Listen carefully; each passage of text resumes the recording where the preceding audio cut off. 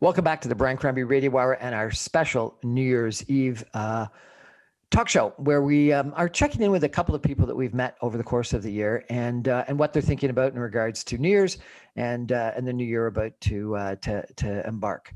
I was really quite interested in a recent posting by Lavender Morantz, a wonderful young lady who I've interviewed before, who had really quite the inspiring story. But it sounds like she went through a tough year and has come out all the better for it. Lavender, welcome to our show. How are you? Thanks, Brian. I'm so good. It's so good to be back with you. Thank you for joining us again. So we're talking about the New Year's, and you made this post about what had happened in the last year. What is it that happened in the last year that was so, life-changing, life-altering for you? Yeah, I mean, I feel like it's nothing and everything all at once. So I joked in the post that I guess caught your attention that, my, if we're allowed to swear on here, my ass was kicked long before 2020. But 2020, I think, brought with it such a unique set of challenges that was equally unique to each person. And I think it cleared some space for like a lot of introspection for people. A stillness and a quietness and a nothingness to be able to turn inward. And, for some people that can feel and be really scary and uncomfortable. And for others, and this would include myself, hence the post today, it was actually probably one of the best years of my life in terms of Really? that. So terrible and struggling, but best years of your life at the same time. Yeah, definitely. Why? I think that the personal growth and learning and the depth of learning that happened this year, simply because there was nowhere else to turn but inward with what's been going on in the world, it just led to so many breakthroughs, like mindset breakthroughs, spiritual breakthroughs. Yeah, like I don't know how better to describe that. And it kind of transformed as the year went on, and what started with what looked like kind of chaos led to a lot of surrender in so many areas too. What do you mean surrender? Just surrender to what may appear to be chaos is actually working in your favor. What do you mean? Working in your favor? To be more specific, or in other words, often when we're going through an up level, whether it's personal or as a society or community or the earth, let's say, it has a tendency to first look like chaos. And so that confusion can distract or deter from kind of the bigger picture. But if you're able to kind of focus in and hold the vision and kind of find the little gems within, the chaos kind of dissipates. It's almost like a veil that lifts. And when you surrender to that chaos, the gift that comes from it is all the things that I was talking about today, versus, when you really get wrapped up in the feeling of the chaos, then it's stress, it's turmoil, it's negative. But if you can let the chaos kind of pass like a wave and surrender to it, then you get all the gifts that come with it. So I want to read to you the post that Lavender posted. This year I've grown the most. This year I've gotten so super clear on my boundaries and my vision. This year I've loved the most, both myself and others. This year I've gone deeper with inner work than any year before. This year I've bonded with my girls in such a magical and dreamy way. This year I've turned into our beautiful earth and what she needs most. This year nature has blown my mind 1,000,000 times over. This year I've seen the souls and intentions of people, both good and not so good. This year has been a year of truth. Why has it been a year of truth? Yeah, I mean, each year I kind of have the practice of assigning a word, and it's ironic because this year I had not yet assigned a word. And so the word is now being assigned in retrospect or hindsight, which is 2020, and the year is also 2020. How freaky is that?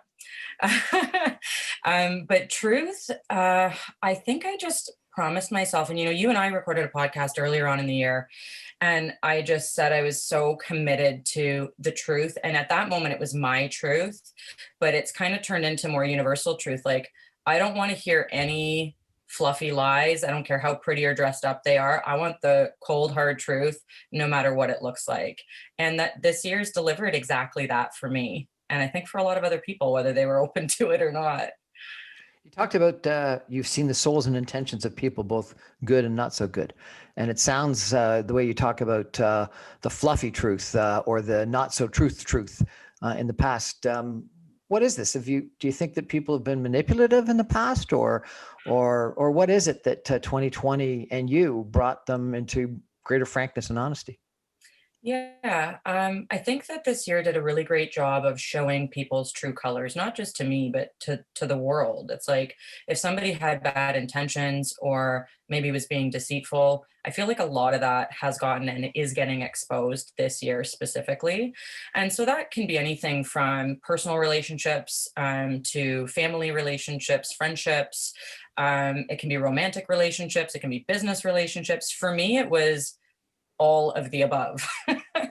So talk about that tornado, right? And it did initially feel like chaos, and my gut reaction initially was to be hurt, like that people weren't who they said they were or weren't who I thought they were. But in reality, I'm actually really grateful because I feel like it's clearing space for exactly what I really want and really need in my life. And I think that there's a bigger global feeling of that too. There's a lot of stuff that's getting ushered out to make room for the new. So what's getting ushered out to make room for the new? Yeah, I mean, I think that's all part of the chaos. And to be honest, I don't 100% know. On So a you had personal relationships that sound like I did, they've been yeah. ushered out. Did you Yeah, have family relationships as well that have been ushered out? yeah, I mean, maybe not entirely out, but I think that, and this comes back to the boundaries and knowing myself, despite challenging family relationships through this time, because let's face it, not everybody sees eye to eye. There's people on both sides of the fence, and there's a lot of polarity happening. I think the one thing that came from this for me this year, where I've struggled before, was setting a really strong boundary to say, this is me, this is what I believe. And I don't need you to believe it or agree, but I need you to respect that I do believe it, you know? And vice versa. I think this year has just encouraged a lot of empathy and compassion because people's views are so polarized right now. So it's interesting because of the polarization that we've certainly seen in the United States in regards to politics, but then in the United States and Canada in regards to, COVID-19 and the economic response and the public health response and even the mental health response. It seems like we've never been farther apart. But what you're suggesting is that this is an opportunity to come together. I think it is really, and I think that's only through the lens of compassion and empathy for others. And I mean, humans by nature, and like our subconscious minds are, community is a protection for us, right? So a lot of people aren't maybe necessarily voicing their opinion because of fear of lack of community or support. It's like it's a survival mechanism. And the ones that are doing it, despite the fact that that's so hardwired into humanity, and the polarity, I think, again, it's just part of the chaos. Because if we can remember that we're all human, and like I'll go back again to my TED talk about struggle, it is the one connecting factor for all of us, right? That we've all gone through struggles. That we've all struggled in some form or fashion, to some degree in our life. And, if we let this connect us instead of create more chaos, divide, separation, polarity, I think that there's really some magic in it if we can get past the ego and like the like illusion that our belief is the only belief, or our way is the only way. You also talk about turning into Mother Earth. I know you recently came back from a beautiful vacation in Costa Rica. Is that where you connected with Mother Earth, or was it over the course of the pandemic? I've always been a gigantic nature nerd, I'm not gonna lie. So it's basically like life for me, but there was something about this year, and it actually happened very early on in the pandemic. There were some posts flying around about how there were dolphins in the Venice Canal and no pollution over these cities that were notorious for pollution. And, you weren't seeing airplanes and like, I don't know, like on and on and on, all these things, to the point of like me personally, we had a family of foxes in the spring that had 7 babies, and we got to literally watch them grow up.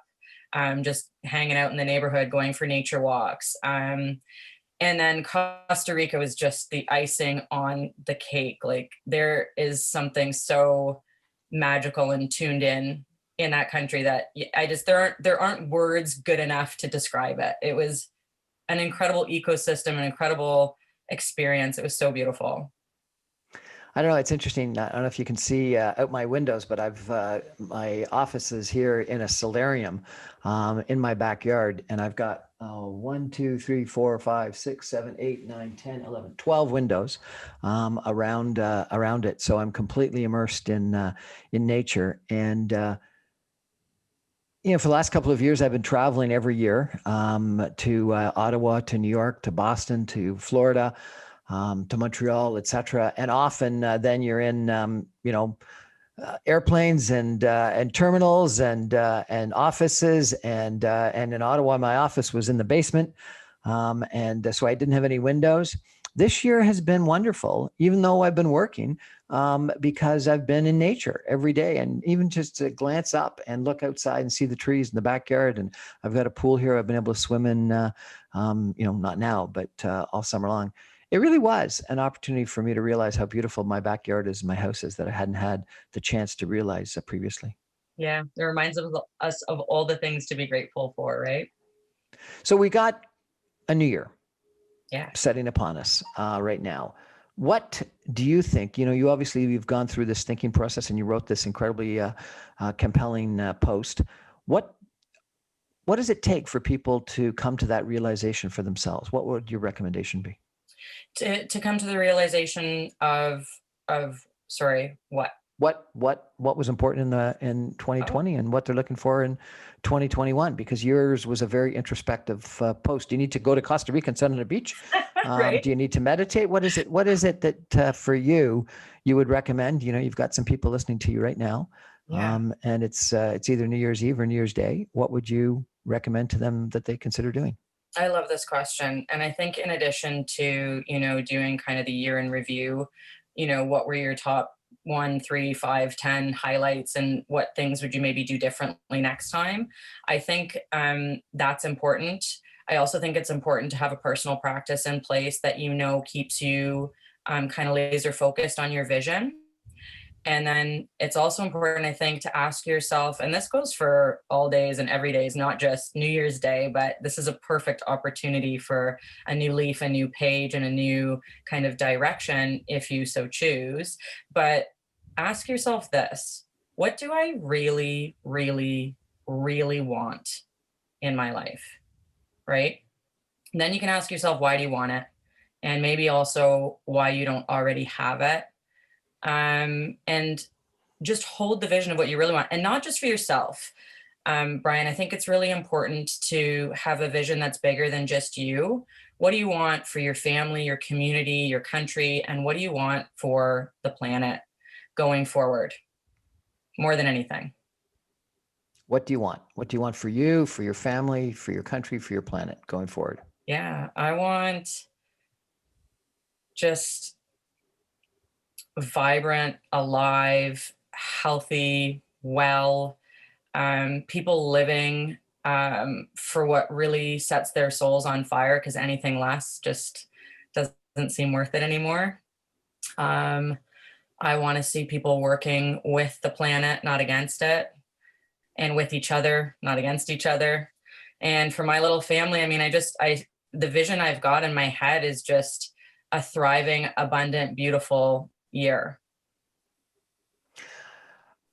What do you want? What do you really want? That's a good question to ask. Lavender, I know that you sell some nutritional products and you do some coaching. If people want to contact you, how do they do that? Yeah, that's great. It's actually been a great year for that too, because who's not focused on wellness right now, right? So lavendermorantz.com. I'm also on all social platforms at Lavender Morantz, Morantz. Lavender Morantz with her incredibly compelling post about what she's learned during 2020, the boundaries, the love, the importance of family, the importance of nature, and the importance to love herself. I think was very compelling to hear from you. And I think your suggestion about trying to figure out about what you want. Not enough people think through what they truly want, and just sort of it's inertia. And if 2020 taught us anything else, we can't just expect a straight line. Sometimes stuff happens, and 2020, a lot of stuff happened to a lot of us, and so we've got to be thinking about what we really want. What's that dream out ahead of us? What's that vision? Thank you so much for joining us. Happy New Year's. Happy New Year. Thanks, Brian.